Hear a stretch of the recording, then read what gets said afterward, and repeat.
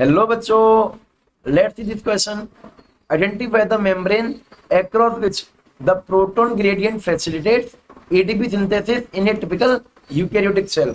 And option first is plasma membrane, second is mitochondrial inner membrane, third is mitochondrial membrane, and fourth is nuclear membrane. But अगर इसमें ये क्या कहना चाह रहा है, ये हमसे पूछ रहा है कि यूकैरियोटिक सेल में इनमें से कौन सी मेम्ब्रेन जो है वो आपके प्रोटॉन ग्रेडियंट का यूज करके एटीपी सिंथेसिस में हेल्प करता है। बट बात करें अगर आपकी एटीपी सिंथेसिस की, जो हमारा एटीपी सिंथेसिस होता है ये होता है कैसे, रेस्पिरेशन प्रोसेस से।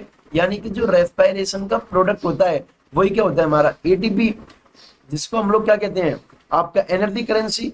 और यूकैरियोटिक सेल के अंदर जो रेस्पिरेशन की साइट है वो कौन है, वो है हमारी माइटोकॉन्ड्रिया, जो एक डबल मेम्ब्रेनस सेल ऑर्गेनेल होता है। बहुत बढ़िया, आगे चले बेटा।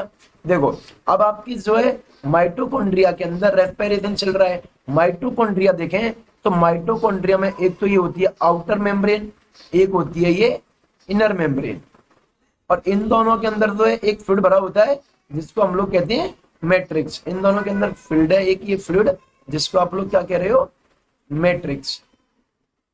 इसमें जो एटीपी सिंथेसिस होती है माइटोकॉन्ड्रिया प्रोसेस में वो होती है ईटीएच के थ्रू, यानी कि इलेक्ट्रॉन ट्रांसपोर्ट सिस्टम। इसके थ्रू क्या हो रहा है, आपका एटीपी का सिंथेसिस हो रहा है।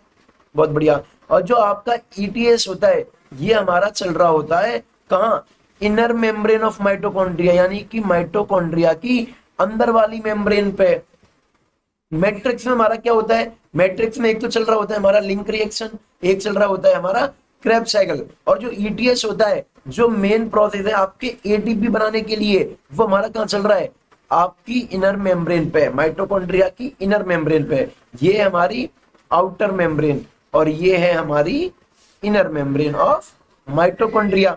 तो बेटा अगर इसमें हम लोग ऑप्शन देखें तो इसमें क्या बोला है, पहला बोला है प्लाज्मा मेम्ब्रेन। बेटा प्लाज्मा मेम्ब्रेन क्या होती है, किसी भी सेल के ऊपर जो लिविंग लेयर होती है उसको हम लोग क्या कहते हैं, प्लाज्मा मेम्ब्रेन कहते हैं। इसका एटीपी बनाने में तो कोई रोल नहीं है।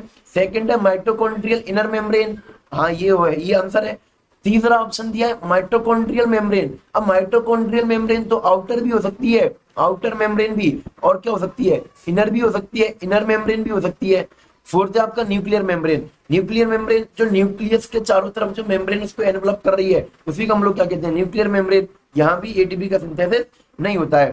तो अगर अपने ये कॉन्सेप्ट के हिसाब से देखें, ये रेस्पिरेशन का हो रहा है माइटोकॉन्ड्रिया में, इसमें भी एटीपी सिंथेसिस यानी कि ईटीएस प्रोसेस बेटा कहाँ चल रही है, आपकी इनर मेम्ब्रेन ऑफ माइटोकॉन्ड्रिया।